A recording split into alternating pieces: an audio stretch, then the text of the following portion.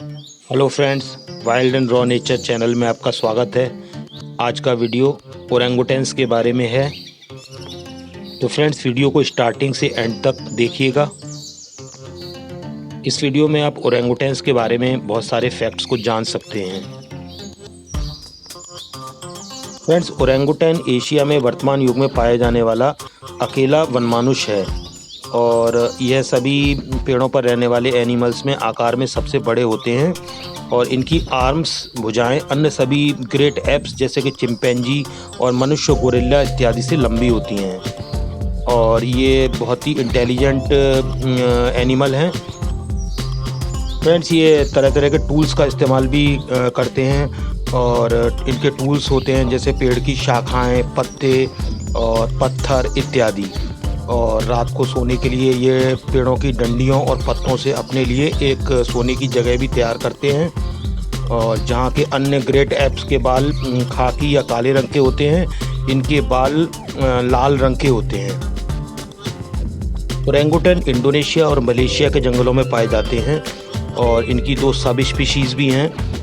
एक तो बोर्नियन ओरंगुटन है जिसका साइंटिफिक नेम पोंगो पिग्मेयस है और दूसरा सुमात्रन ओरंगुटन है जिसका नाम पोंगो एबेलाई है। और सुमात्रन ओरंगुटन अब बहुत ही कम बचे हैं संख्या में और इनकी प्रजाति खत्म होने का खतरा है। ओरंगुटन की और भी प्रजातियां हुआ करती थीं लेकिन वे अब खत्म हो चुकी हैं, जिनमें से एक शिवा पिथेकस नामक नस्ल भारत की शिवालिक पहाड़ियों में रहा करती थी। ओरंगुटन शब्द मलय भाषा से आया है और इसका अर्थ होता है वनमानुष। ओरंग का अर्थ होता है मनुष्य और हाटन का अर्थ होता है जंगल, अर्थात जंगल में रहने वाला मनुष्य। और ओरंगुटन चिड़ियाघरों में 50 साल तक जीते हैं और माना जाता है कि वे जंगलों में स्वतंत्र रूप से 35 वर्षों तक जीते होंगे। हालांकि इसका पक्का अनुमान अभी तक नहीं लगाया जा सका है। ओरंगुटन बड़े लाल रंग के वानर होते हैं और वे ग्रेट एप्स का एकमात्र समूह हैं जो अफ्रीका महाद्वीप के बाहर रहते हैं और इंडोनेशिया के द्वीपों पर ये पाए जाते हैं जिनका नाम है सुमात्रा और बोर्निया। और इनके रेन फॉरेस्ट्स में ये रहते हैं। अवैध शिकार और आवास के नुकसान के कारण अब इन दोनों ही प्रजातियों को गंभीर रूप से इस संकट का सामना करना पड़ रहा है। ओरंगुटन को उनके बालों के लाल रंग के कारण लाल वानर के रूप में भी जाना जाता है और ओरंगुटन मनुष्य के सबसे करीबी रिलेटिव में से एक है साइंटिफिकली। और इनके भी इंसानों की तरह 32 दांत होते हैं और फीमेल की प्रेगनेंसी भी ह्यूमन फीमेल्स की तरह 9 महीने तक ही चलती है। और आमतौर पर ये 3.5 से 4.5 फीट तक लंबे होते हैं और इनका वजन 110 से 200 पाउंड के बीच होता है। इनके फूड का 50% भाग फ्रूट्स होते हैं। इसके अलावा ये संतरे और पत्ते, छाल और कीड़े आदि खाना पसंद करते हैं और ये दिन में सक्रिय रहने वाले जानवर हैं। ओरंगुटन्स पेड़ों में अपना जीवन व्यतीत करने वाले जानवर हैं और वे पेड़ों की एक शाखा से दूसरी शाखा में तेज़ी से जा सकते हैं और साथ ही जब वे फल या पत्तियों का सेवन करते हैं तो पेड़ों की जो शाखा होती है उसको एक हाथ से पकड़कर बहुत समय तक रह सकते हैं। ओरंगुटन्स टाइगर्स और लेपर्ड्स जैसे शिकारियों से बचने के लिए पेड़ों पर रहते हैं और ये शिकारी ज़मीन पर शिकार करते हैं और पेड़ ही इन्हें सुरक्षा प्रदान करते हैं। और जब ओरंगुटन अपनी आर्म्स को, बाहों को फैलाते हैं तो उनकी बाईं और दाहिनी भुजा की उंगलियों के बीच की दूरी 7 से 8 फीट तक होती है, जो इंसान की हाइट से ज़्यादा होती है। और ओरंगुटन बहुत ही इंटेलिजेंट एनिमल्स हैं और वे पानी में प्रवेश करने से पहले पानी की गहराई को जांचने के लिए लाठी जैसे उपकरणों का प्रयोग करते हैं। ओरंगुटन्स को जब मच्छर परेशान करते हैं तो वो उन्हें दूर भगाने के लिए पेड़ की शाखाओं का उपयोग करते हैं और जब बारिश होती है या जब सूरज बहुत तेज़ होता है तो वे अपने सिर की रक्षा करने के लिए बड़े पत्तों का इस्तेमाल करते हैं। और ये कम्युनिकेशन के लिए कई प्रकार की साउंड्स का यूज़ करते हैं और वैज्ञानिकों के अनुसार करीब 13 से 15 प्रकार की साउंड्स को ये प्रोड्यूस कर सकते हैं। फ्रेंड्स, ओरंगुटन एकांत में रहने वाले एनिमल्स हैं और मेल हमेशा अकेले रहते हैं जबकि फीमेल्स अकेले या अपने बच्चों के साथ रहती हैं और मेल और फीमेल केवल मेटिंग के मौसम में ही एक साथ समय बिताते हैं। और 15 साल की उम्र के आसपास मेल ओरेंगुटेन्स के गालों में पैड विकसित हो जाते हैं जो फीमेल्स को अट्रैक्ट करते हैं और ये पैड उनके पूरे जीवन काल में विकास करते रहते हैं। फीमेल ओरेंगुटेन की प्रेगनेंसी 9 मंथ्स होती है और बच्चे के जन्म के पश्चात वह भोजन और सुरक्षा के लिए पूरी तरह से माँ पर निर्भर होता है और यंग ओरेंगुटेन्स अपनी माँ के साथ 7 वर्ष तक रहते हैं। ओरेंगुटेन का बच्चा भूख लगने पर, चोट लगने पर इंसान के बच्चे की तरह ही रोता है और बेबी ओरेंगुटेन जब खेलता है तो फीमेल ओरेंगुटेन मुस्कुराती है। ओरेंगुटेन में रिप्रोडक्शन का रेट बहुत स्लो होता है और उनके पूरे लाइफ स्पैन में केवल 3 संतानें होती हैं। फ्रेंड्स, एक समय था जब दुनिया तरह तरह के जीव जंतुओं से भरी हुई थी, लेकिन समय के साथ साथ बहुत कुछ बदलता है और धीरे धीरे बहुत से जीव जंतु विलुप्त होते चले गए।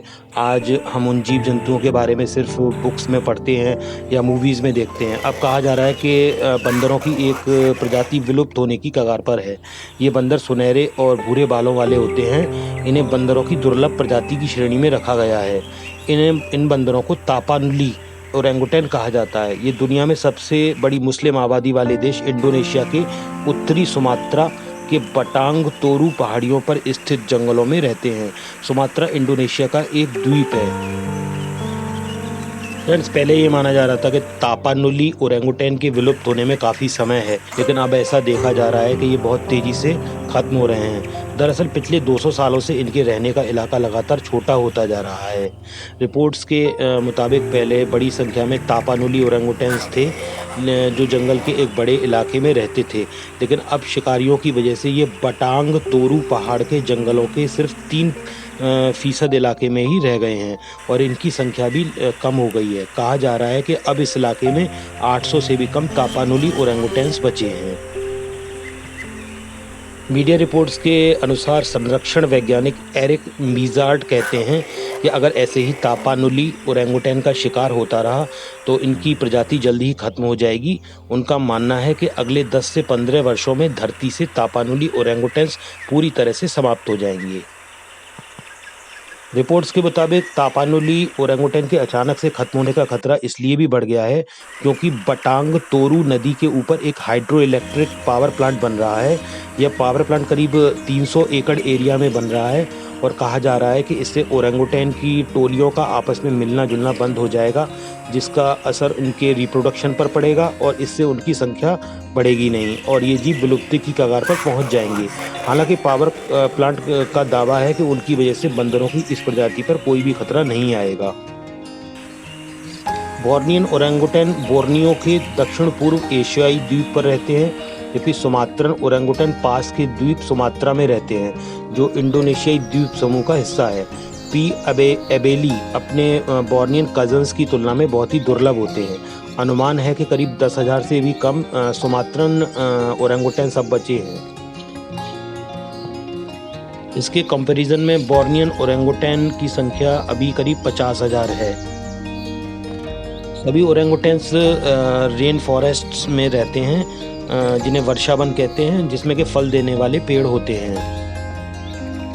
और आप ये इसका साइंटिफिक क्लासिफिकेशन देख सकते हैं। होमिनिडे फैमिली से संबंधित हैं ये।